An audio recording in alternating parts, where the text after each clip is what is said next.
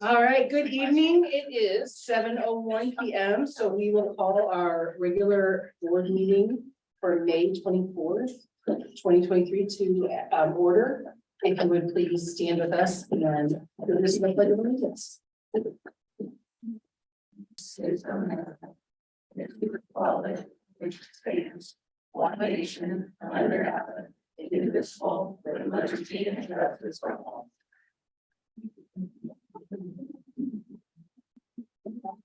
Thank you all for joining us tonight. We will begin with honors and presentations. Our athletes of the month, Mr. Adam Hamilton. Good evening, everyone. Each month, we recognize two outstanding students for their athletic performances in the preceding month. Recommended by their coaches, these student athletes have excelled in their chosen discipline, and I'm extremely excited to share their accomplishments with you. Our first athlete of the month was unable to join us tonight due to a prior commitment is Brendan Duffy, and he was nominated by Coach Alicia Wilson, part of our Hawk Power program in the mornings. 2 mornings a week, Coach Wilson gets up and leads a strength and conditioning session for students 6th through 12th grade. And Brendan has been a devoted member of it since he was in 6th grade, and his growth is amazing.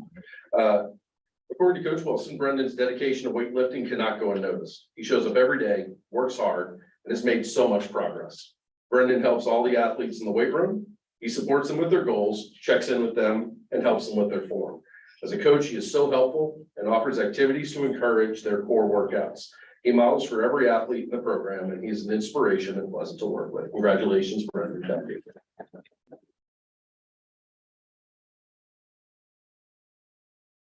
Next athlete of the month is Noah Fashion from our golf program. Come on up, Noah.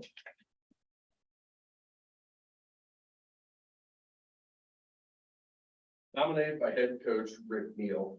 Coach Neal said, Noah has been on the golf team for 3 seasons. He's a leader on the team while often working with newer players. He has an outstanding work ethic during the golf season as well as during the off season.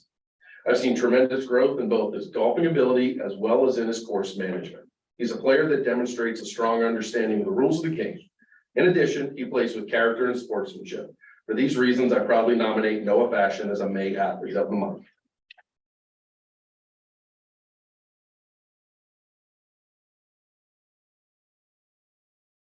Next up, our student spotlight, Dr. Ryan.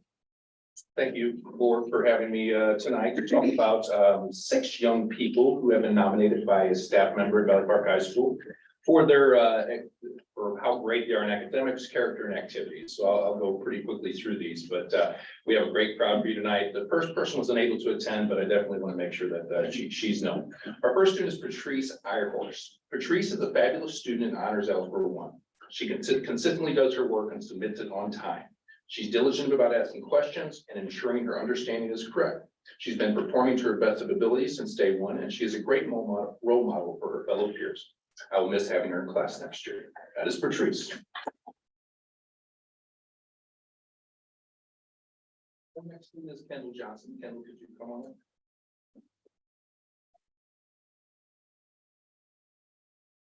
Kendall is a reserve student, but a leader by example. She is kind, she is patient, and always has positive, reassuring words to share with those who need it. Congratulations, Kendall.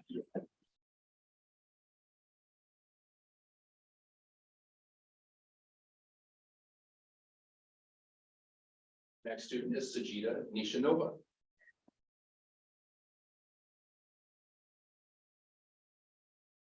Sajida challenged herself academically this year and did not give up when it got tough, despite desperately wanting to. She persevered through AP government, but didn't just survive, she thrived. Her commitment and dedication to learning has been inspiring. Congratulations.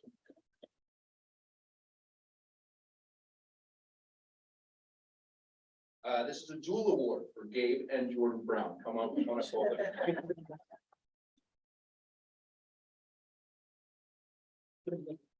guys. So Gabe and Jordan are both very cheerful and positive students at VPHS, both in the classroom and in the school community. Jordan and Gabe bring an enthusiasm for learning and a kind word for everyone they interact with.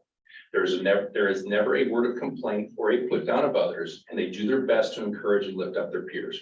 Jordan and Gabe consistently demonstrate the kindness and conscientiousness that should represent Valley Park High School. and they are role models to others around at Valley Park High School. Congratulations.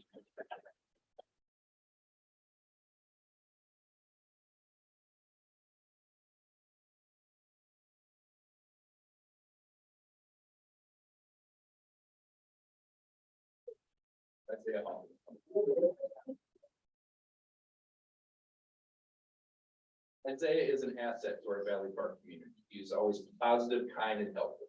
He has pushed himself to be involved in both cross-country and track and field, improving his performance in both. He participates in community-based instruction, volunteering at Merrimack Bluffs twice a week, where he takes initiative at all his jobs and shows the residents respect and care. Congratulations, Isaiah.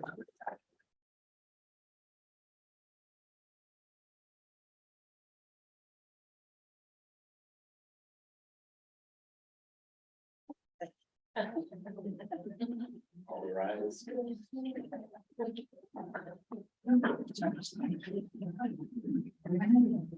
Bye, guys. Good work. Yes. I don't know why I don't want to stay. Much of the strategic plan update, Dr. Finkel. Exciting stuff. You guys are gonna be super impressed. Thanks. All right, well, good evening. I want to start off by just thanking our Board of Education for the opportunity to serve at Valley Park Middle School the past 2 years. It has been a true honor. And I'm sad that I won't be here next year, but really proud of what I'm going to share with you tonight and the progress that we've made at the middle school. And that's only possible because of the tremendous support that I had from all of our district leadership, the staff at the middle school who are outstanding. And if your students are currently there, we're so fortunate to have them. And if you have kiddos that are coming in, I think you're going to be really, really impressed. It's an amazing, amazing place. So I just want to start off by thanking everyone for the time that I've gotten to serve here.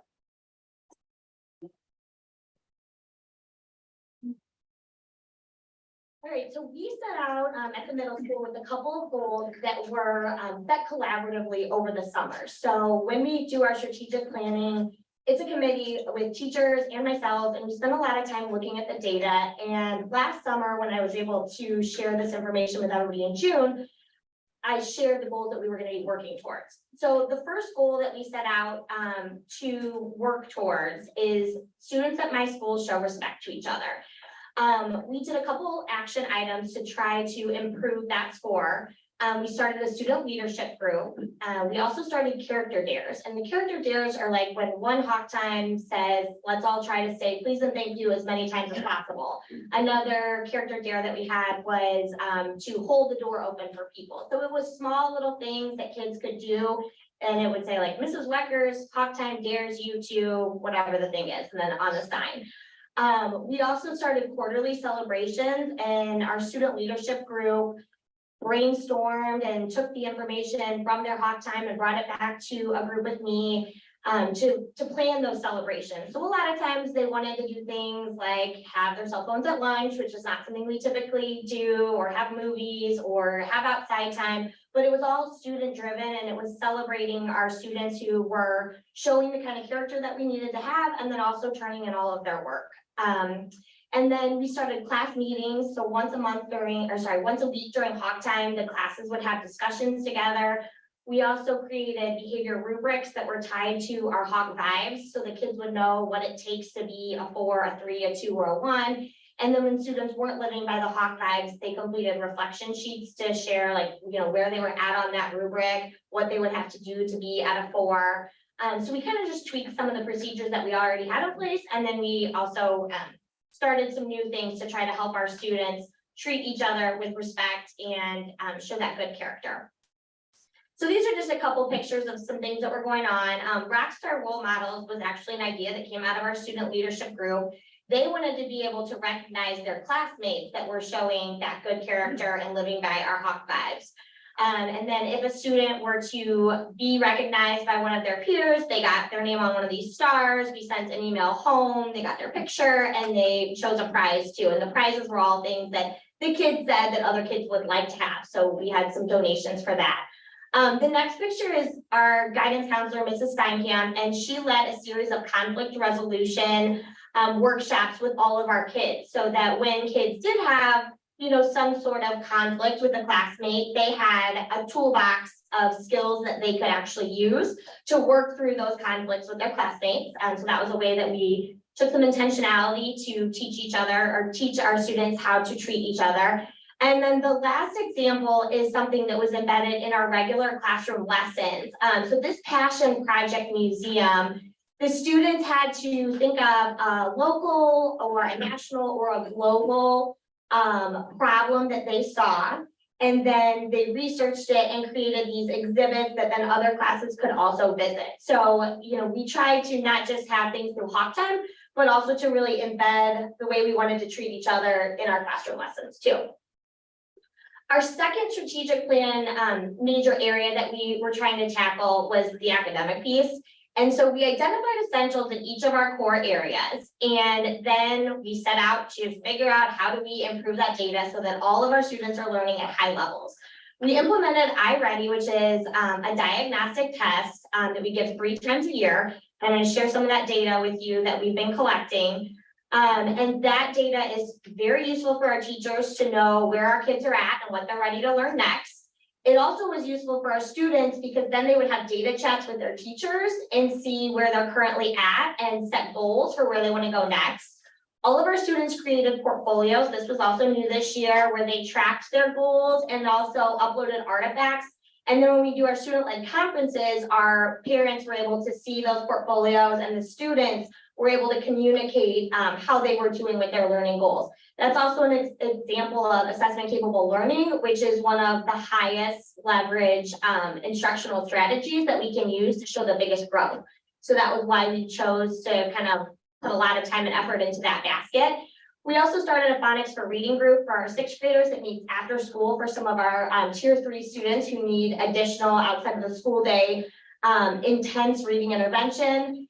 We built in PLC and team time for collaborative meetings so that our teachers could be doing progress monitoring. And then we also have been working on our multi-tier system of support. So these are all ways that we are ensuring that all of our students are learning at high levels. And as of, we have not finished our 3rd iReady. So this is based on the first 2 iReadies. We tracked the students with passing grades, so A and B grades. I know C would be passing 2, but we'd like all of our kids at high levels. So if you look at quarter 1, quarter 2, and quarter 3, the percent of students that had all A and B grades at quarter 1 was 38%. We got that to 42%. And then at quarter 3, 49% of our students had all A and B grades. If you look at the next statistic up there with the number of students at or above grade level on their iReady diagnostic, math went from 25 students being at or above grade level to 47, and reading went from 56 kids to being at or above grade level to 73. So we have shown some pretty significant growth just from those first couple data points. And then these are just some fun pictures of how we do that. So I mentioned the personalized goal setting that we do with iReady. You can see a picture of Mrs. Kaiser doing a glows and grows feedback sheet. So she talks to the students about the areas that they want to grow in, but also where they're glowing. So that was a pretty cool activity that I got to observe. And then going with the glow theme, in Mrs. Newton's class, when they were doing constructed responses, and working on claim, evidence, and reasoning, she had a whole glow room and they were using highlighters to identify the claim, the evidence, and the reasoning. So we try to find ways to really engage the kids in what they're doing, but also making sure that we're focused on the standards and proving that we are actually showing that academic growth along with the fun part. The next goal was that we were going to try to maintain our score on our employee engagement survey. Our employee engagement survey at the middle school was really high last year. And we knew that with all of our lofty goals and things that we were going to push ahead and do, that could also look like, additional responsibilities on our staff. So we really set out to just maintain that score. We did that through ongoing celebrations. You probably seen like our lemonade wreaths that we continue doing. That's one of our traditions. We use regular communication through newsletters with the staff, team meetings, faculty meetings. We also worked on our collective advocacy, which is the belief that it takes all of us to really impact student learning, and that it's our kids, not your kids, not my kids. We did a lot of learning at the beginning of the year about that, and that's what drove our work throughout the year. We had a staff hub where they could find all the documents that they would need. So hopefully that kind of took some of the pressure off to make things easy to navigate. We implemented peer classroom visits and we kept a board in our office so that we could celebrate when one teacher would go observe another teacher and get some key takeaways from them. That's also another way that we really built that collaborative culture where you're not afraid to have your colleagues in the room to see what you're doing, that it was really that open door to see what everybody else was doing in their classrooms. And we had a building leadership team. We also worked really hard for that culture of collaboration through teams and PLC. So one of the things that we did this year is we built in time so that PLCs, professional learning communities, which would be like the English department or the math department, those are our PLCs. We built in time for those groups to meet. And we also did a lot of team building, which I'm getting ready to show you some pictures of. We set norms for what our PLCs and teams should be accomplishing and doing with their meetings.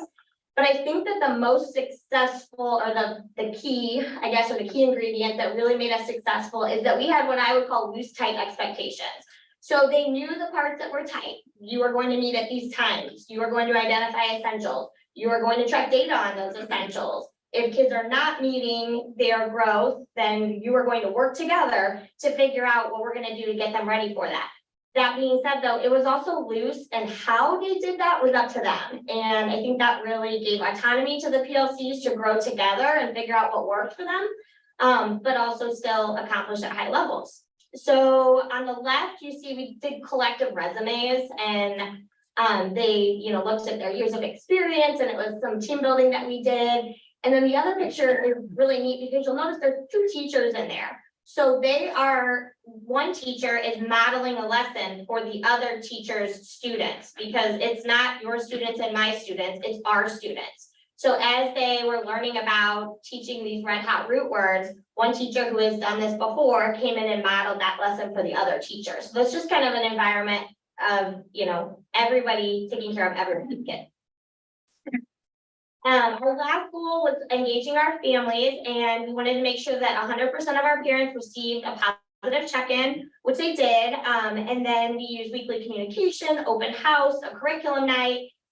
We do emails when they get popsicle praise or rockstar role models. And our goal is that we're going to increase that feedback from our parent community, that they regularly receive feedback from school staff on how well my child is learning. So we haven't gotten that data back, but we're hopeful that it will be good. The areas that I really want to celebrate from what I just shared with you is we have implemented PLCs in all of our core areas. This has led to an increase in student learning, and our employee engagement score did stay almost the same. It went down a little bit, but it's still very high at a 4.32 on a 5-point scale. We did increase student leadership and student voice in what they were doing through our hot time reps coming and meeting with me weekly and allowing those students to plan different events for our school-wide celebrations. And then last but not least, just the overall increased student learning. We doubled the number of instructional minutes that our students are in a reading or writing class. So by increasing that instructional time, monitoring of essentials, and implementing a multi-tier system of supports, we are seeing really strong academic gains, and I think we'll continue to see them in the future. If I had to identify areas of growth, which I don't want to go into a ton of detail because with having a new leader next year, and we haven't had our strategic planning meeting this summer where we'll set all the goals for next year, kind of where my head is at right now, but I think that this could definitely change. We still have room to grow on, I feel students are nice or show respect to each other. That is not one of our highest scores. And I think it's really important to help our students treat each other with respect. Some of the ways that we might explore doing that are continuing to expand Second Step, which is our SEL program that we use with our students. I would love to see our kids engage in more service learning and using more buddy classrooms. Our SSD students and some of our Gen Ed students started buddy classroom this year where they got to do some activities together, and that was really cool. And I think continuing to expand that would be just another way to help kids be inclusive and treating everybody with kindness and respect. I think it's going to be important that we continue personalized goal setting and monitoring those goals. And then also, just expanding our abilities with differentiation and how we're making sure that we're meeting the needs of every learner, whether they're the highest of the high or whether they are really struggling. We want to meet our kids where they are and get them to learning at high levels. So that would be what I would think would be good areas, but that will all happen collaboratively this summer when we have our district strategic planning meetings. These are some of those impacts. So I mentioned the buddy classrooms you can see on the left. That's Miss Fox's class, and then some of Miss Eager's students pushing into that classroom to help them with what they were working on. And then to the right, there's a service learning field trip that our students took to LifeWise, and they learned all about how this organization teaches people in the community the skills that they need to get back on their feet. So those are two things that we did this year, but I think we could continue expanding those because it's a start, but we're not where we want to be yet. Can I answer any questions? When do you expect to get that data back? For The parent data? the parent data as well as the, on the first. The third eye ready. Yeah, the third eye ready. They're taking it right now. They're taking it during finals week. So I have peeked at the kids who have already taken. So if they have these classes, third, fourth, fifth, or sixth hour, they haven't taken it yet. So some kids have taken it. Yeah, So the phonics for reading, the after school, you said that's just for the sixth graders? sixth graders only are in that And how class many right now. students are in there? I think there's 4 that are attending regularly. And so what kind of program, is it a computer program? Is it somebody who actually sits down and, It's a teacher, so you purchase the books for them. and what It's a program? phonics for reading. So, that's okay. so, Yeah. okay. And then next year, we are working on an additional inside the school day Mhm. intervention, so we were actually identifying which students are 2 to 3 grade levels behind. And so in place of an elective, because that is one of the hard parts about having an outside of the school day intervention is you gotta get the kids to stay. There are some challenges with Right. that format. So next year, we are looking at having the intervention in place of an elective.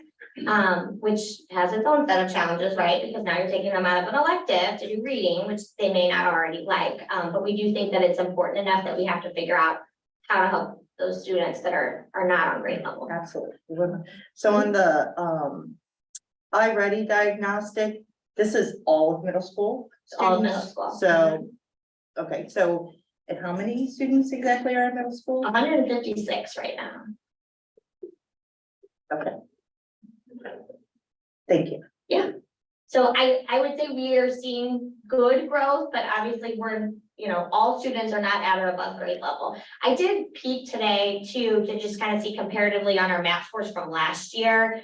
7th and 8th graders were at least at the state average, whereas 6th graders weren't. So we're getting close to comparable to our other schools in this area, but we still have room to go. It'll be interesting to see what math looks like for next year with all of the things that we implemented this year. Any other questions? Sounds like you've been busy. Thank you. Yes, the teachers have been busy. Yeah, Thank you. yeah. All right, well, thank you guys. I appreciate it.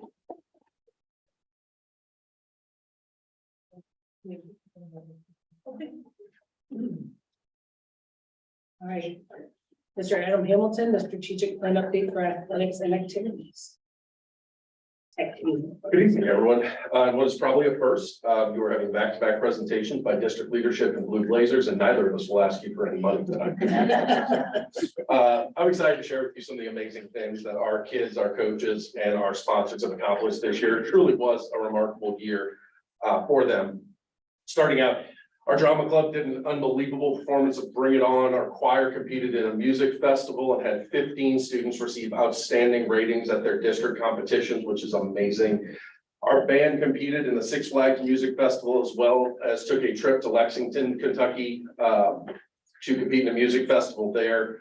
Our chess team sent kids to the state tournament for the first time in a few years. Our student council put on fall, winter, and spring pep rallies. They did their homecoming week and dance activities. And for the second straight year, they've hosted a leadership summit here at Valley Park for other students. And it's a unique opportunity for us to bring people onto our campus to see what we do. We had and everywhere from Marquette and Jennings size schools to schools closer to ours. And it was a way for them to collaborate and work together. National Honor Society did their induction in the service project blood drive this year. Our Chick-fil-A Leadership Academy took part in the 1 million book giveaway, and 175 students received 5 books each through this program. Excuse me. We were able to bring back our haunted school this year. I'm a little offended. They put me in the pig room. I think that was unfair. Unfortunately, due to a family commitment, I was unable to do it. But as it just was my last name's Ham, I do not want to be in the pig room. They did a wonderful job raising money for our yearbook. Our FCCLA, which I will talk about here in a minute, Family Career Community Leaders of America is a new organization we'll talk about, but they qualified for and competed in the State Life Smarts competition. Our National Business Honor Society and Future Business Leaders of America had their inductions, state competitions, and Career Technical Education Week to raise awareness for the different types of education that are out there. Epsilon Beta, our Library Honor Club, held Night of Literature, a Harry Potter party, and a trivia night. On the athletic side, it was just as amazing. Our softball team clinched a conference title in the first ever district championship. Our girls basketball team clinched a conference championship and played in the district championship game. Our boys basketball team conference co-champions played in the district championship game. Baseball won conference and district championships for back-to-back years, and not included on here because it wasn't completed at the time, but we had a young man qualify in state in 2 separate events in the track and field team. We'll talk a little bit more about him here in a second, individual accomplishments. All told, we had 24 all-conference nominations, 23 all-district nominations, 5 all-region, 1 all-state nomination, 2 conference players of the year, Katie Mann in softball, and Will Geary got it in both basketball and baseball. We had a district player of the year, 1,000-point score. I'm not a huge basketball person, but I have been told that's an unbelievably big senior. Everyone, when they ask about him, they ask, "Is he a senior?" So no, he's got 2 more years. You see the collective weeping of the other coaches in our conference. It's kind of fun. Conference Coach of the Year, Coach Rawls won our Conference Coach of the Year for girls basketball.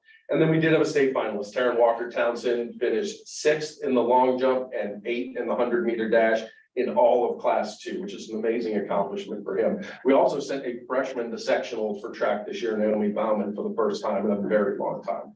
Her future is incredibly bright. Our other programs showed impressive growth. Our cross-country programs, soccer, volleyball, golf, all had amazing seasons competing in their respective sports. Our cheerleading program once again cheered for all home games and also put on another youth clinic for Valley Park Elementary students.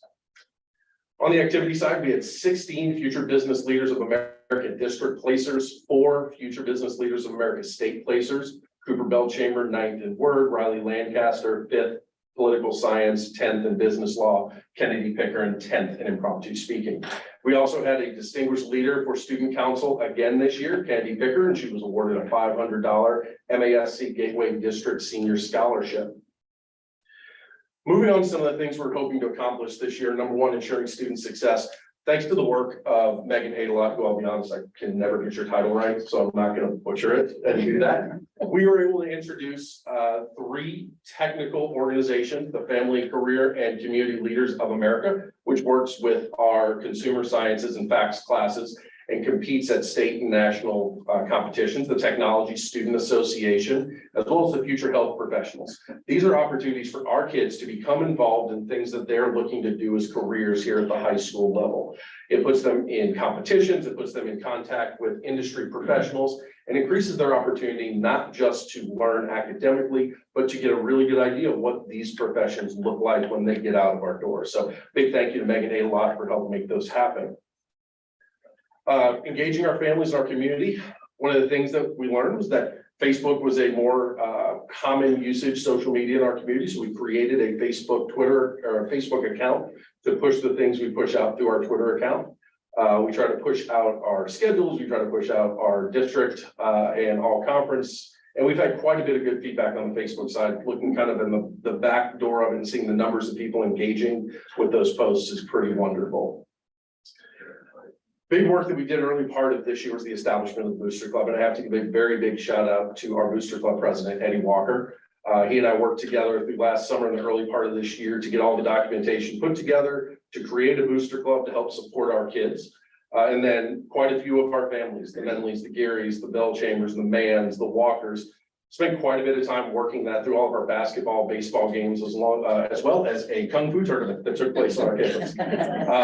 Might have been jujitsu. I just know kids were throwing each other around. They had really good insurance. I checked first. It turned out to be an incredible moneymaker for our group. I think, what did we sell hot dogs like 4 times, I think? Yeah. It's been wonderful to see the community support for this. And then also to see the immediate returns, right? The whole goal had been by the end of this year for the Booster Club to be completely solvent. So we kind of seeded them some money, and as they made profits, they would pay us back. The hope was by the end of the year, we're at a fully functional, profitable entity. They were functional and profitable before the first of the year, which was unbelievably amazing and a testament to the amount of pickles that Katie Mann can eat. Hey, she got all those awards. She did. You know, it's great for cramping not happening. It's a wonderful source of sodium.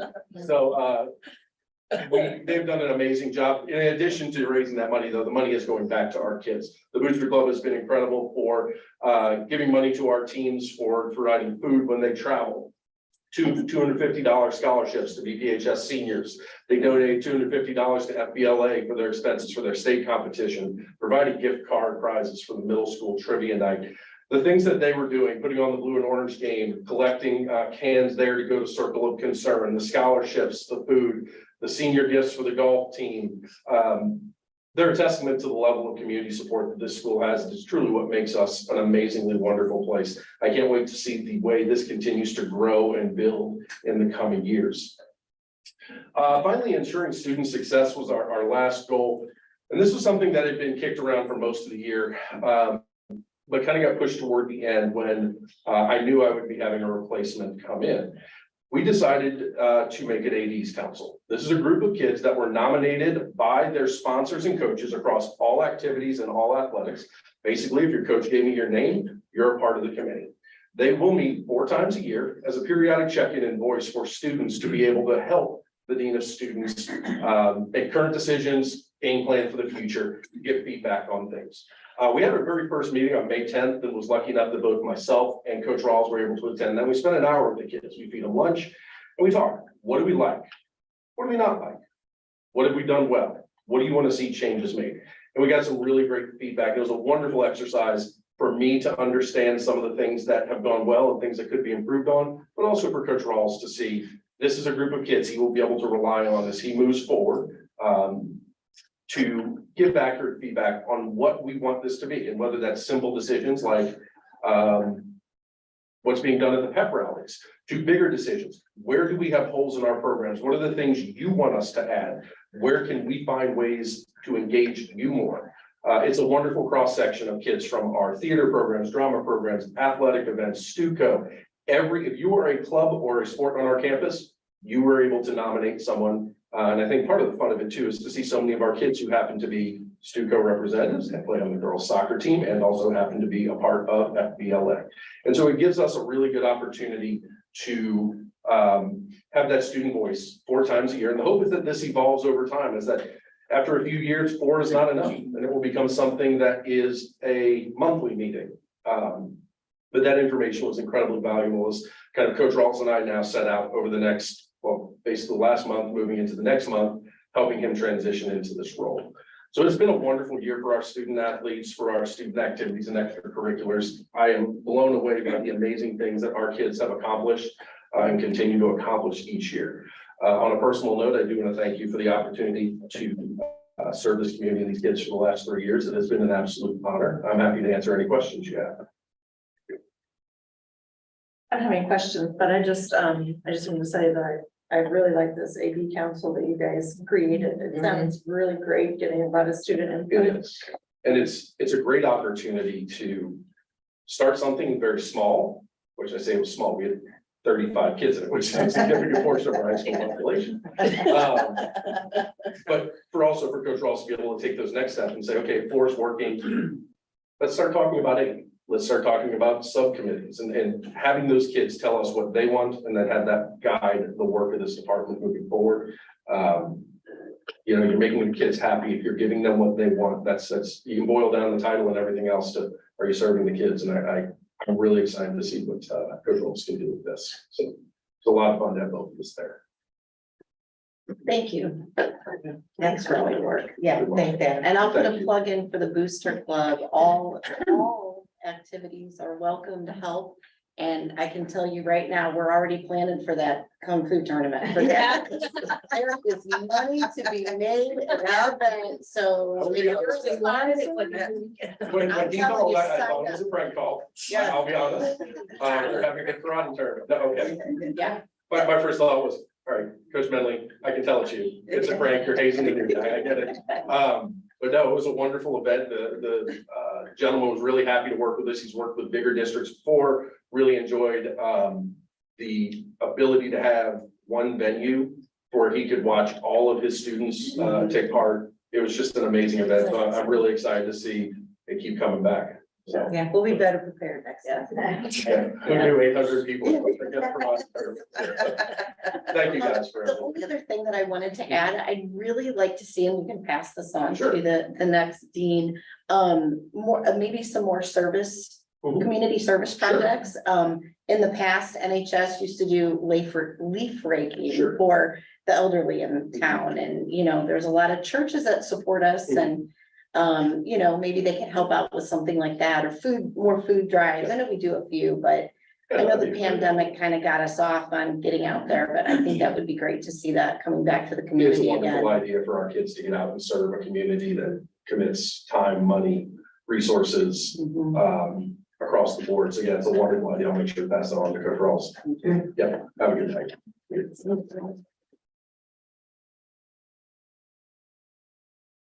On to our next item, public comment. Yeah, I guess so. Hi. Hi. Village, also humans in the room, thank you for listening to me tonight. I have to apologize, I did write it down because I kind of rambled, so I'm just gonna try to get this out. The reason I'm here tonight is, my name is Jeremy Miller. I've been a Valley Park resident for 11 years. My son Logan was here, he was class of 2022, and now attending Truman State University. My wife and I were both members of the Facilities Planning Committee that just went on recently from July to December of 2002. This time a kiddo had already graduated from Valley Park. My wife and I were still assisting with the theater group and the awesome play that those guys did. And we're here, you'll see us in the dark places of the school all the time.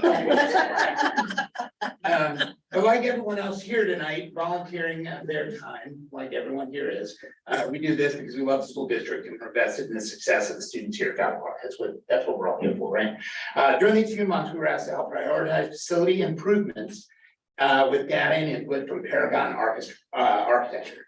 As the board knows, there was a broad demographic representative of the committee, administrators, teachers, parents, and Valley Park residents.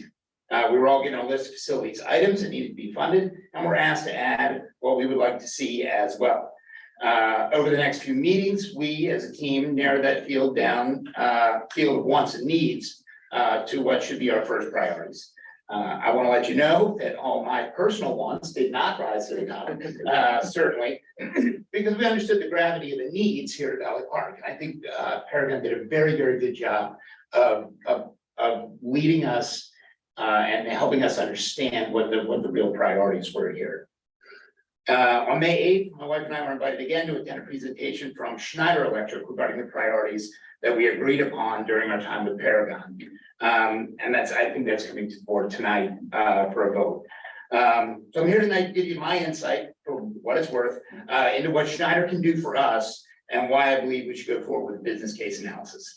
Paragon Architecture was contracted to help us understand why we're really looking, what we're really looking at regarding our current facilities, giving us demographic studies of the area, and discuss current and future budget projections for the district. What Schneider Electric will be able to do, because it kind of seems like we're hiring two companies to do the same thing, they'll be able to help us in very different ways. After Schneider completes its analysis, which we were informed will be totally cost-free at their meeting, and the cost of that will be rolled in if we went with them, they will assist us with the entire facilities upgrade project. I currently work for an occupational safety and health consulting firm here in St. Louis, right there. And we work for about 150 construction companies in St. Louis and around the United States. I'm familiar with the time and human power involved in locating, vetting, and contracting companies to perform work. The other benefit of using Schneider is their subcontract verification program. Schneider uses a program called Avetta for all of their projects. What they will do is ensure that all the contractors and all the people that are coming here to work on our campus on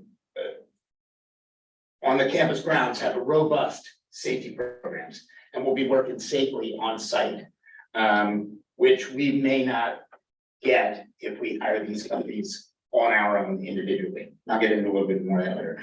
Schneider Electric will not assign contractors for our work, and we can try to ensure that we use local contractors.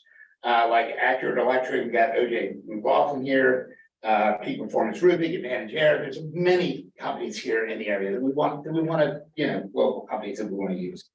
The difference would be that Schneider would be responsible for the time-consuming vetting process that would be able to set our high expectations regarding the safety of the students and employees here on campus. Stick with me one more paragraph. Lastly, utilizing this group will ensure that all contractors work together and the systems that they choose will all work in conjunction with one another. If the Valley Park School District team were to locate, get bids on and hire contractors on their own, we would likely get a good product out of all the companies we hired. However, added hours and money would be spent when we, for example, hired an HVAC contractor after the roofing contractor had completed their work.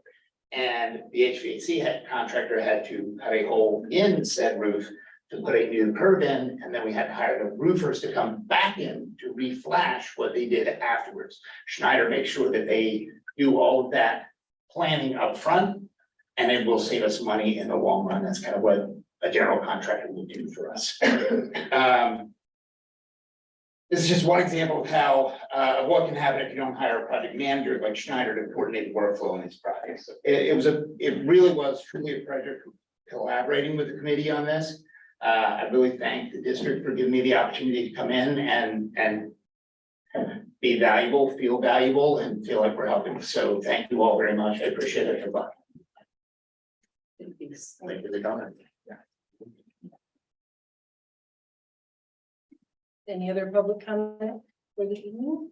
Can I just say one thing? You may. I would just like to thank Adam from the Booster Club. Huge help getting it started.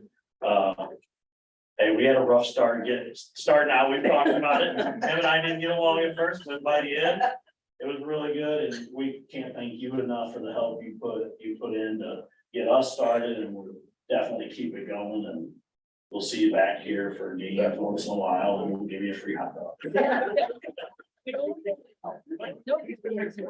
Up to this point. I will tell you, the karate tournament was really weird. It was like Interesting. So Interesting. okay, interesting. So middle school parking lot completely full, high school parking lot completely full, student lot completely full, down the road full, elementary full.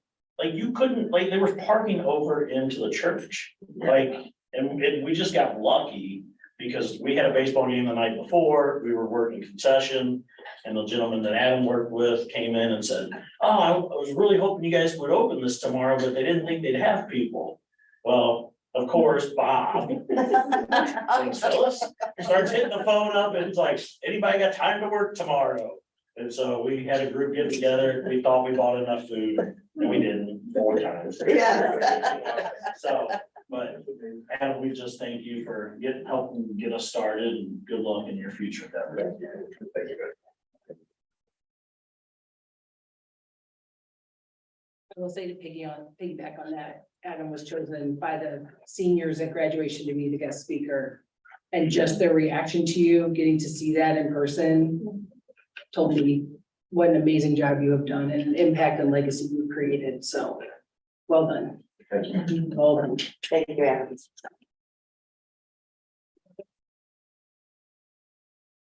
The next item is 3.01 approval of the agenda. May I have a motion to approve that? How about it? Thank you. All right, our agenda is approved. On to consent items. 4.01 approval of regular session minutes. And the approval of the check register. May I get a motion to approve those? I'll move. I'll do a second. Really quickly, I know that you had sent some questions about the check register. Did you get information you needed? Yes, I or- did. Dr. Okay. Lowe gave me some feedback. Thank you. Is there anything you want to share out about that? I know one of them was like related to curriculum. Yeah, I mean, I had questions about the Washington University, I believe it was an amount of like $26,000, just what that meant exactly. Sometimes just a brief memo doesn't click, so he explained that it was for a curriculum program for 2nd through 5th grade for science curriculum. And I asked him if it was a one-time purchase. He said yes, for a three-year, I believe, contract. So give me a little insight on that. I asked about the Jennings School District check. I just wasn't sure what homeless transportation meant and how that affected Valley Park. And he explained under the McKinley something act that, yeah, we have to help with transitional students who are in transition and keep them at their home school district. So he explained that. And the last one was about the substitute teacher, $4,000, something to do with substitute. Basically, I understand it's a software program that helps the assigning of substitute teachers and whatnot. So those are the three things that I had questions about. I just trying to get to understand more and, is this monthly? Is this something we're paying every month or just once and so on? I So. didn't mean to put you both on the spot. I just Oh, thought there that's were okay. questions. I mean, like- I honestly like to Others share might- sometimes in case somebody else has a question or folks at home are Right. looking at it and wondering, what the heck does that mean? So that's me, Yeah, no, Yeah, Does that I mean? think that's great, So, because a yeah. lot of times, like you said, they could be home having the same questions. And this way, we're Yeah. we're So, sharing that information with them as well. So. yeah, so I encourage, I guess, the public too, that if they see the agenda and they have questions, I think it's important so that we understand better.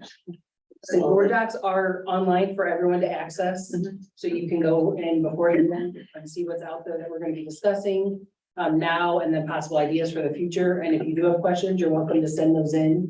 And we'll either talk about them and figure them out and come back, or try to answer you right away, but not right away. but- I try to- Within reason. All right, so I will make a motion to approve the consent items as listed. All those in favor signify by saying aye. Aye. Anyone opposed? All right, on to action items. 5.01, the 23-24 preliminary budget, Dr. Lowe. Well, now, I wanted to start with a couple things. One is, Becky, when you sent those to me, I answered those and shared that Google Doc with Dr. Shrevsky and Dr. Dilge. And when I got it back, I wrote down what I thought it was and then had them. It is, I got it is. It is. So, I mean, I did most of the work. I'm not kidding. Now, I also tried to figure out why I was, I have two presentations, and I know, I mean, he won't say this, but he knows I'll razzle dazzle you with other numbers. And then it would take it away from these other two presentations. By the way, I have a good pleasure on here, thank you. So if at any point you feel razzle dazzle, just catch your breath and it'll be over with. The second thing is, as we go through this, Dr. Dilge and I worked really hard to try to make our budget presentation understandable, easy for the board, instead of giving you a long list of numbers that will be very confusing. As I'm going through this, if there's something you don't understand, just stop and say, hey, Kelly, I have a question on that, okay? First thing we'll start off with is our celebrations. For the second year in a row, we are not using a tax anticipation note. Tax anticipation note the district used to use because we're 90% locally driven. We didn't get taxed until December. We would have to borrow money short term to payroll until all the taxes came in. This is the second year in a row. We haven't had to use that. We're getting ready to get rid of that. I don't see that coming for a while. The budget recognized the first of an agreed upon 2-year teacher salary schedule, as well as the new extra duty stipend schedule for all of our staff. The district successfully completed the recoupment process to recover lost revenue for Richard and Becky. In 2021-22, the St. Louis County told us our assessed valuation was 216 million. And whenever we approve our tax rate in September, that's what our tax rate's based on. We were expecting that revenue. And then they only billed out for 212 million. So that's something that we always watch now. I watch. And so we had to go back and recoup that. Basically what that does is sets our tax rate ceiling back where it's supposed to be. And we recoup lost money that we were planning on having.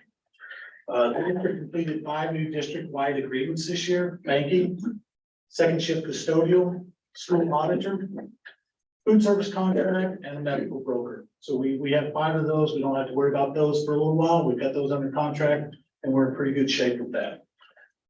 Megan wrote, I always want to give these ladies credit whenever they bring in revenue, because I'm really proud of them.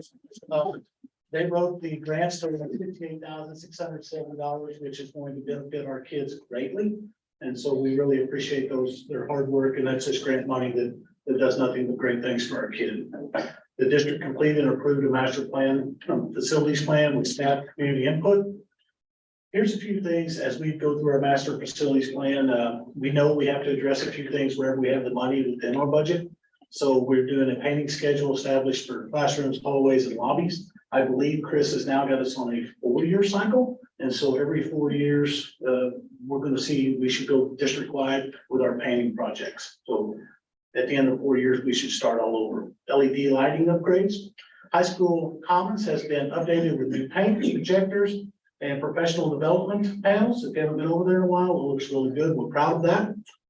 The district purchased a truck and snow plow to eliminate every year cost for us. The money saved in snowplow costs, we have $48,000 in that truck, which is phenomenal if you price trucks right now. And guys, this is probably one of the best decisions we've made. It'll pay for itself in 68 years. And we've had it almost a year now. We're about to wear it out. It's got 900 miles.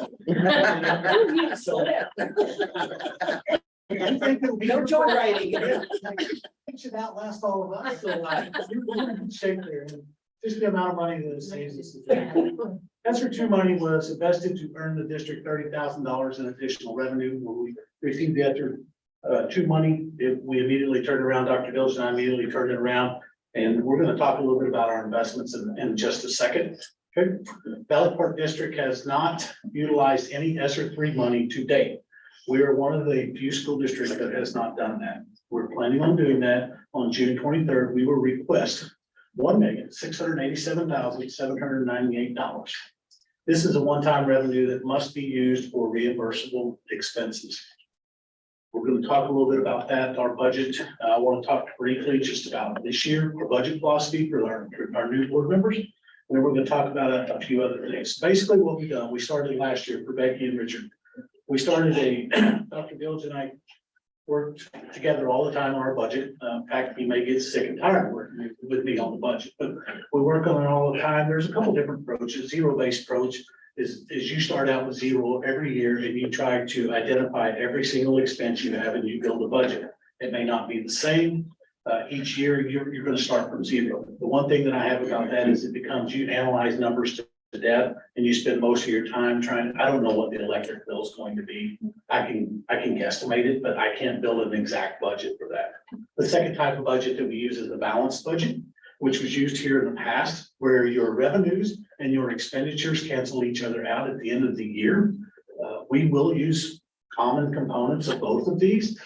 The thing that you have to worry about in a balanced budget is sometimes revenues get inflated in order to match those expenditures. So we don't want to do that. We don't want to plan on money that we don't have. So what we do, we call this our Valley Park Sustainable Budget. And for lack of better terms, is we're going to be really conservative with our revenues. We're going to plan on making sure that we give you those revenues that we know we're going to get, and we're going to be extremely aggressive with our expenditures. So whenever you do that, you have a budget that looks a lot like this: expenditures here, revenues there. But we want to make sure that you understand what our potential low point is before we understand what our reality is going to be. So that's going to lead me into my next slide. In my 14 years of building and managing budgets, I have to say This is one of our better ones. This doesn't happen very often. So we had a lot of extra revenue. Now, I know each month, whenever we give the board packet, we give you the revenues and expenditures, and you go through those and you track it every month. And you're probably noticing, wow, we're having a lot more revenue than we had last year. So let me explain to you why that is happening. Whenever we passed the budget last May, we did not know our assessed valuation in a non-assessment year was going to go up $7 million. We're locally driven, so whenever our assessed valuation goes up, that's going to be really good for our district. That's 90% of our funding. Whenever we set our tax rate in September with the new assessed valuation, that generated an additional $500,000 in money we had no idea we were going to get. Most generally in a non-assessment year, you may go up a little bit, but you're not going to go up 4% like we did. That was really good. The recoupment process that I explained earlier, we did recoup 100,000 of that lost revenue. Merchant and manufacturing, I knew whenever we budgeted this, Dr. Fields and I budgeted this pretty conservative. We budgeted 770,000 in the current budget, and we got 950,000. So the reason that went up is whenever our revenue goes up, our assessed value went up, and we got more in that merchant. That's just a tax, basically a tax on merchants. Prop C payments. Prop C payments were paid on the DESI formula at $1,200 per weighted ADA per kid in our district. We budgeted $1,045. And at the end of 21-22, they were paying $1,045 per kid on that weighted formula. This year, they moved that up to $1,200. That generated an additional $106,000. Here's probably the biggest thing for us. Last year at this time, I looked at our ASBR last year, our earnings on our investments. At this point last year, we were drawing 0.005%, half of 1%, because we were just coming out of COVID. And as you remember, interest rates were nothing. Right now, we're drawing 4.8%. And part of our new banking deal was Montgomery bought out Merrimack, and they were very aggressive. So the money that we have sitting in the bank is drawing 4.3% every day. So we're really good with that. Last year, our total investment earnings were $16,800. Right now, as of whenever I made this, it's $250,000. So that's something that if you look at the assessed value, the 500,000 at the top, the 100,000 in the recruitment money, and the 250, that's $850,000 that we weren't used to having that we have now.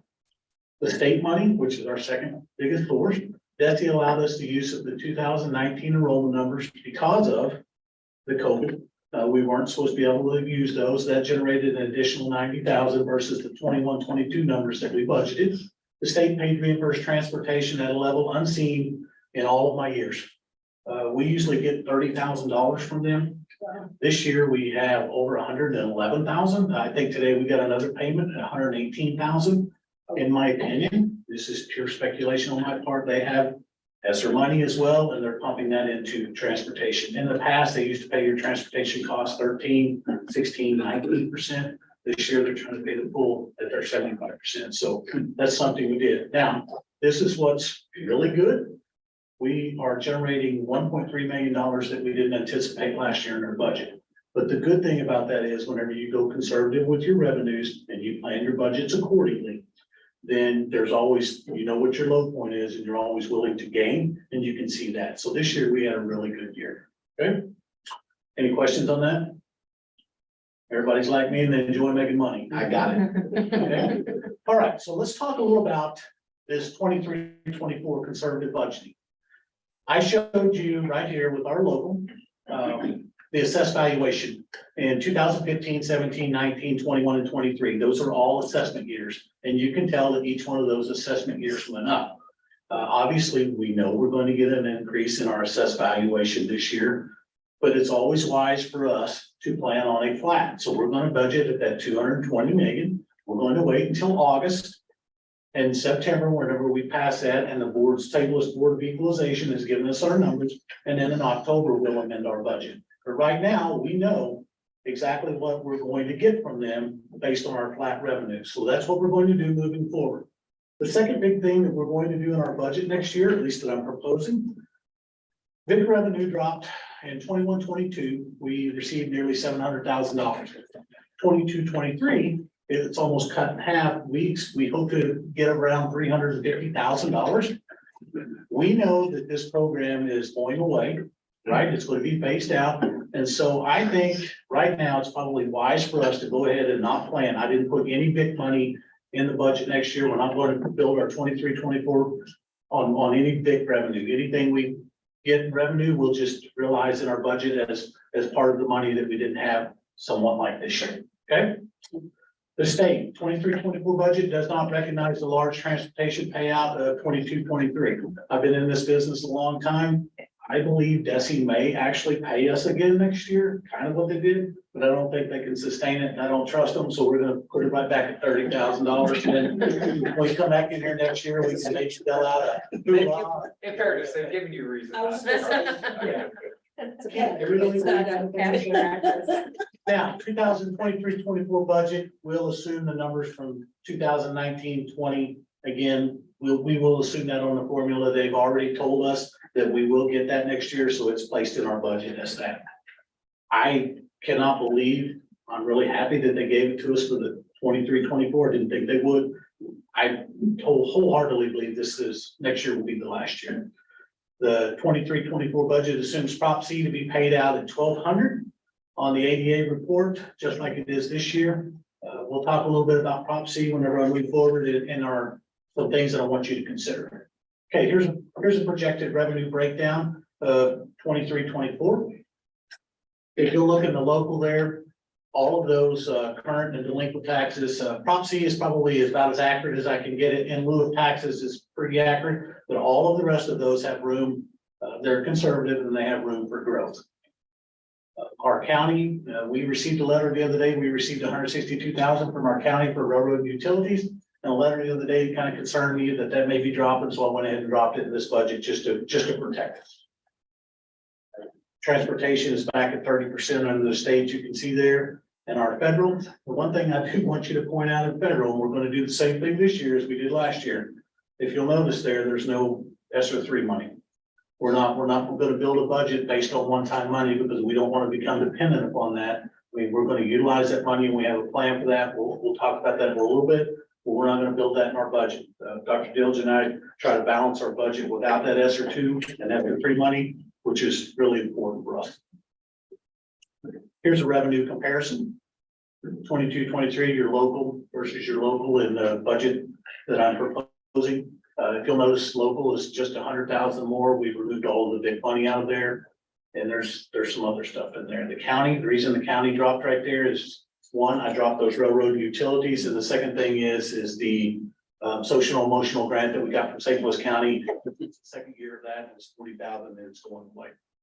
State money it increased because I've got that on those formula numbers 2019-20 and the federal's there. So what I am proposing is we're going to get worst case scenario, $68,062 more, or our revenues in 23-24 should not be less than $14,759,494. Okay, any questions? What's this based on as far as the number of students between the 2 years? Number of students? Yeah. That's your formula pay. That's Yeah, your, no, I understand. I was just wondering what number did we project it on? Was it 200? Yeah, total enrollment. so total, the only thing enrollment's going to affect in our revenues pay is our pay formula money, Right. okay? But you say. But- And it's Yeah. 690. If we had to use say 21, 22 numbers, it would be about 615. That's how much less money we would receive. Yeah, we're still budgeting the 19-20 numbers. Okay, that's what I was Yeah. trying to get at, what we're budgeting there. Any more questions? Thank you. Here's the funds that those will go to. If you will notice on the pie-shaped column there, most of that is 90%. That is your local money. We would put that in operations fund two. Just once again, you can see the $14,759,494. Okay, we talked about conservative. Now, we're gonna flip the coin and we're gonna go after our expenditures as aggressively as we can. One of the things that this budget, the 23-24 budget is gonna assume is, Dr. Dilge and I met with insurance, it's 8 to 10% kind of market value on what medical is going up. We went ahead and put in 12.5% to make sure that we protected us, which is about another $111,000 that we're adding. Electricity added $10,000. That's about a 3.5 or 4% increase. I think we'll be just fine there. I think we'll actually come in under what we have this year. All of our salaries and benefits for all of our staff, they've gotten their steps, their experience step. And that also includes their PSRS and peers for retirement. Contracted food service, 23-24 budget assumes a 5% increase for inflationary costs. Everything costs more now than what it used to. Second shift custodial, this is a bigger addition to our budget.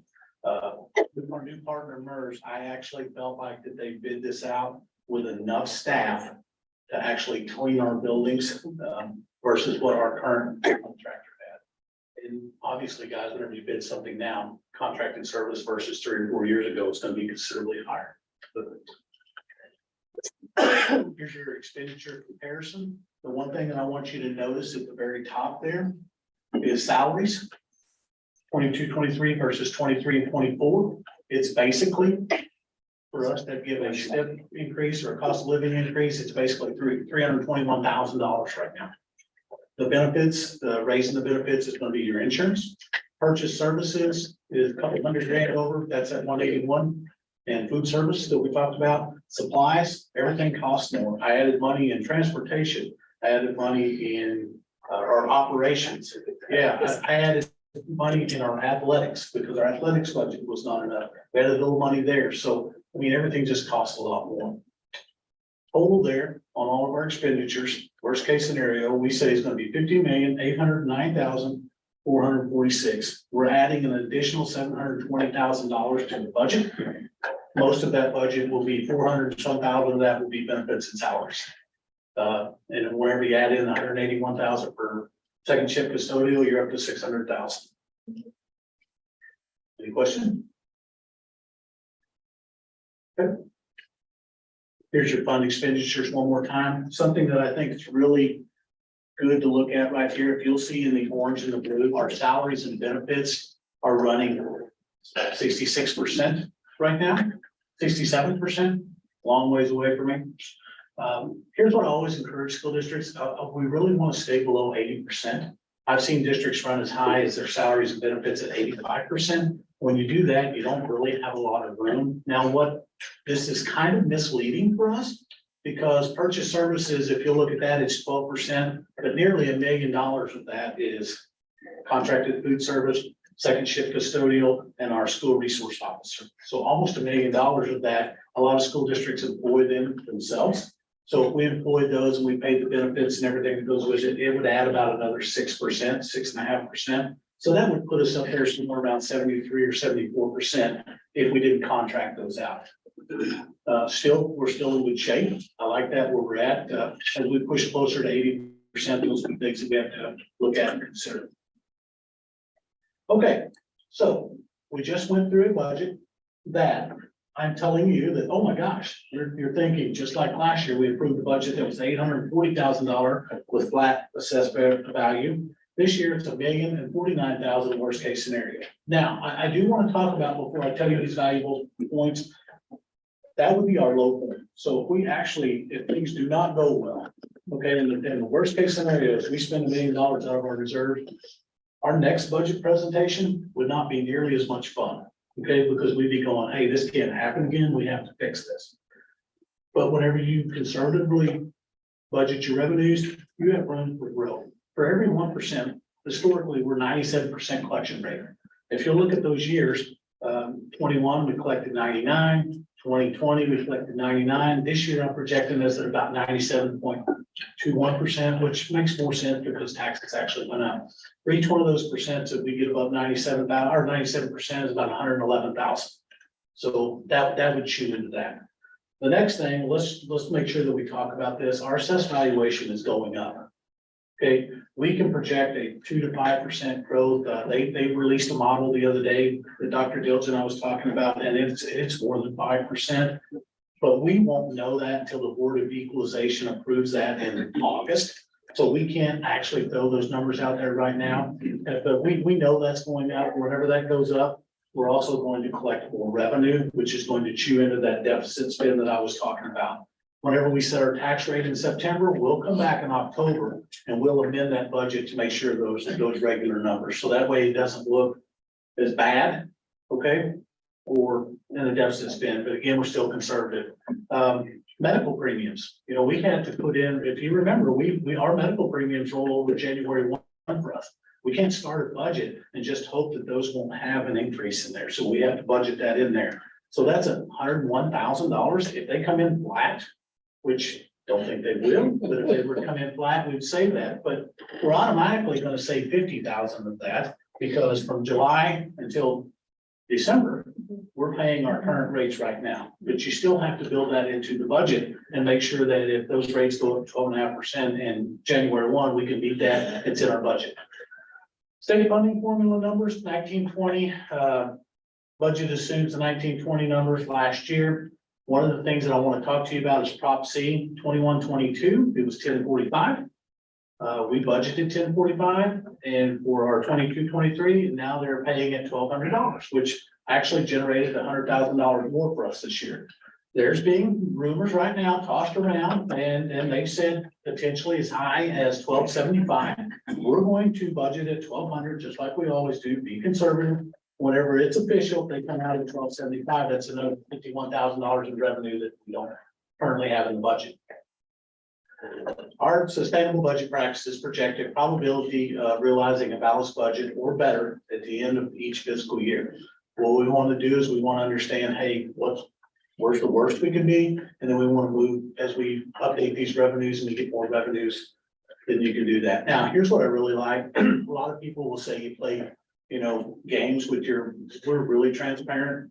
Dr. Fields is extremely transparent with this, and he wants our community to know those revenues and expenditures that you get every month. Those go up on the public site for our public. And we also have, that's really new this year, you see that www.bp.k12.mo, that is Pulse. Anyone can get on that. It's on our website, and that updates every day at 2 a.m. You need to get on there one time if you haven't been on there and check that out, because it shows our revenues and our expenditures, and everyone can track those. I think Dr. Fields was at 2 a.m. I think it's what he told us whenever it runs it every single day. That's right. And so it will be at the latest 1 day behind. So you literally can watch exactly what we're doing every single day. And for me, the transparency part of that is we do everything we can to make sure that we're transparent. Unrestricted fund balance. If we have a bad year and everything goes and we spend that $1 million, board policy says we need to be between 20 and 30%. And they would desire us to be at 25, worst case scenario next year. We will be at 30.11% if everything works out that way. And now I put that last thing on there. One salary step costs us $321,000. If we deficit spend, remember, if we don't do anything, we just get the cost of living increase. That's going to be an additional $321,000. I do want to make sure that you understand one more time that in those revenues, they are very conservative. And we do believe that we're going to get more than that. We hope that we don't spend all the money. And the next thing is that $1,687,000 is not in that budget as part of those revenues. Does that make sense to everyone? Here is our plans for ESSER 3. This is the same plans that we had last year. We're going to request that in June. We'll get that in July. And what we will do is we'll immediately take that 1.687. And our low point is $3 million. I have to keep $3 million in the bank to make sure that we can get to December before we start drawing taxes. But once we get to that $3 million, we'll let that other money invest and make money for us. That's how we made $250,000 this year. Was we let that money work for us. Our ESSER 2 money has already made us $30,000 this year. It's going to continue to get us more money. Okay. Was not assumed in the budget. ESSER 3 funds will be used to recover lost revenue and lost payment from the state of Missouri in 2020. Whenever all the COVID, everything came through, they withdrew some stuff. And so all of this will be used. And I think probably the one thing that we've been really, really good at here, that a lot of districts have taken these and given big salary increases, and this one-time money, when it's gone, then what are you going to do, right? So we've been really intentional about how we're spending it, and we've also been, this is up again, our plan. Dr. Dills, is there anything I left out or forgot? No, I just think to kind of piggyback on your ESER comment, I think we've seen no matter what direction we point from this board room tonight. There were a number of school districts that did exactly that. They did huge increases in salaries or added additional staff or basically did things beyond their means with one-time federal money. And now because of it, are going to have to do one of two things. They have to continually go to their public to ask for more tax money, which we don't want to do, or they have to significantly cut your biggest part of your revenue, your budget, which is salary benefits, which is people. And what we've done through all of our ESSER money is we made sure we can sustain that money, and we were using it for programs that we know we need not only now in the aftermath of COVID, but that we're gonna need for 3, 5, 10 years afterwards. So if it's important to us, whether that's interventions or curriculum resources or social emotional supports, et cetera, all those things you see on the screen, we have budgeted for those so that when our federal money does run out, we can still account for those years to go, and we don't have to go and hurt anybody or have any bloodshed when it comes to going out and asking the taxpayers for additional funding or eliminating staff like others around us, unfortunately.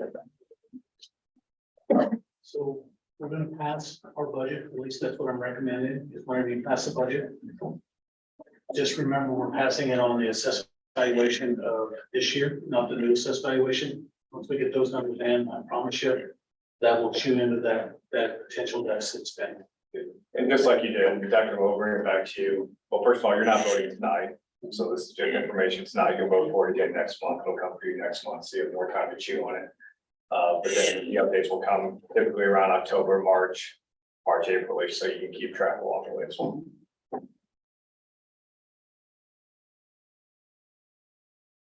I mean, it feels like we're looking at good things and planning ahead because. If recessions or anything is coming, it'd be nice to be. We're going to nice add be to our ready. reserves this year because of that ESSER funding, you know, and then our influx of local money, you know. Yeah, I think this looks pretty fiscally responsible. You know, worst case scenario being at 30% fund balance, I think is phenomenal. Knowing full well that we're not gonna go that low. The other comment I wanted to make was I can attest to the Pulse site being fantastic. It is a really good resource to visualize a lot of these numbers. I went through it a little bit. It's really great. So good job on it. A lot of people try to make these budgets more complicated and give you numbers that are difficult to understand. We try to make sure that we give you numbers that you can understand, and then the same thing with the website, because we want people to understand, we want to be transparent, we don't want them to, we want them to know exactly what we're doing. That's our goal. Good, thank you very much.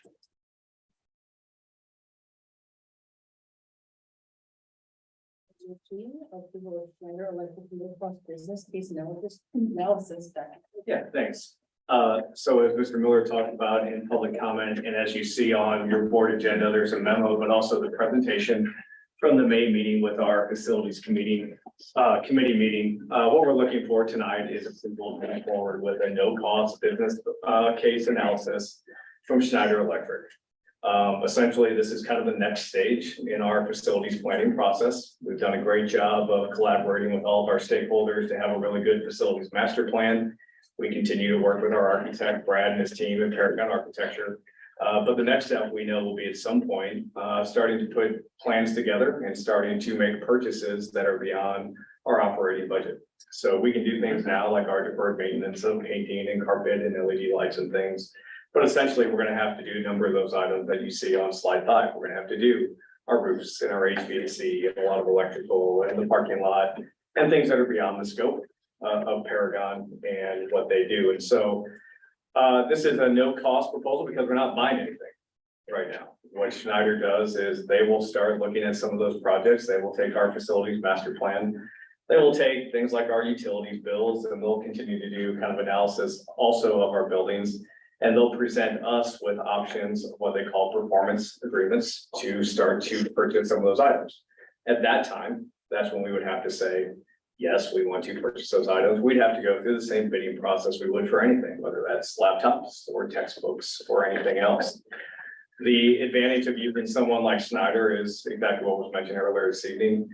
Being a smaller district, we don't have the manpower to do this on our own, and quite frankly, the larger districts don't have the manpower to do this on their own. Where Snyder has skin in the game, if we agree to their services, when they come forward to us, is that obviously by performance contracts, they actually take a cut of that as well. But from our standpoint, we think this is really beneficial because every dollar we can save, that's a dollar we can reinvest in other projects to make our money go farther, just like we try to do with our budgeting process. So tonight, we're asking the board to approve the letter of intent to move forward with the no cost business case analysis. So that basically they can come and start working, continue to work with our team to bring together some options for us to consider in the future. So they're gonna come in and assess, they're gonna go through the windows, the roofs, everything mortar, and then do a hit list. Well, yes and no, Rick. So they will, first, they'll, some of the work has already been done for them by Paragon. So things like pointing and different things. And slide 5 specifically kind of lists some of those bigger items they do. So LED lighting, HVAC, roofs, windows, plumbing, electrical upgrades, on and on. But so short answer though, yes, that's right. And then they come to us and they say, so in our facilities master plan, we know we've got a number of HVAC units for ready age out, right? And so they'll say, okay, unit A here, here's some proposals on how we essentially, one, can replace it, which we know we have to do, and do so in an energy saving way. We anticipate by doing this, if you went with this model versus this, it saves the district $100 a month, right? They get a percentage of that if we agreed with that actual contract. And then obviously we would benefit the savings so we can reinvest the $60, $70, et cetera. But tonight, we're not actually approving any actual purchases or anything, just for them to come and basically then they have to come and present to us, hey, here's something. Are they acting kind of like a general? Yeah, that's right. Yeah, like a general contractor in many ways, and they have at their disposal, because their business has been around for many years, they have access to electrical engineers and roof managers and everything else that, again, we could do that. We could piecemeal it individually, which has been done many, many times. But one of the problems we have encountered here recently is that, again, all well intentioned, group A does this project and group B does this project.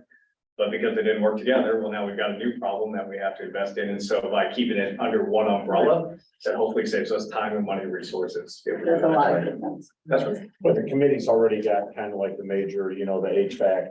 They're not gonna come in and say, hey, you need new carpet and, No, and I don't wanna use the word oversell. That's right. Or anything like that. no, we've got that whole plan, everything from carpet replacement to tower replacements to the bigger units as well. But now it's like, so when you have to go purchase those things, particularly the big things, not carpet, not, Right, shades, right? But those high dollar kind of capital items, they would help us with that. okay. Did you guys receive those big, one of those really big, like binders of like, We weren't on it yet. Yeah. Yeah. okay, I was gonna say. So that was like Paragon though. Yes. So that's our architectural That's right. company. So that was one of the questions I had when they presented at the facilities meeting was, is this an overlap? We already have Paragon kind of doing that work, but it was explained that this is more of a general contractor. Right. And, a no-cost business analysis, I think it's worth listening to them to see what they can offer and is it worth what we need and Right. what it's gonna cost in the long Well, I run. agree with So that was, what I said earlier is we're going through a remodel right now, a couple $1 million. And we started with the roof and we're working roof down because we paint and we do ceiling tiles and the roof leaks. Yeah. So we're doing it methodically from the top down. And so I just want to make sure that it wasn't, they're gonna come in and say, oh my gosh, your carpet is horrible. You need new carpet too. So. No, and I do want to just say one caveat. So if there is a no cost business analysis, they were very clear. Now, the one thing obviously we can't do, we can obviously walk away at the end, right? We don't have to accept anything they bring to us. But what we can't do obviously is take their intellectual property and then go to someone else and go, oh, hey, great. Then there obviously would be a cost or something like that. But I think that's understood. Is there a guesstimate on the cost or like a percentage that they would get out of the project. That would have to be presented to us based on the individual. And that would be basically- Yeah. And obviously, they're gonna put some numbers to it too, because obviously the project doesn't work for them I was to just gonna make some say, I'm revenue. sure they have a Right. number. So to Rich's point, like, they're not gonna talk about carpeting the central office or Right. because there's no money to be made in that either. They obviously have to have their business, their profit.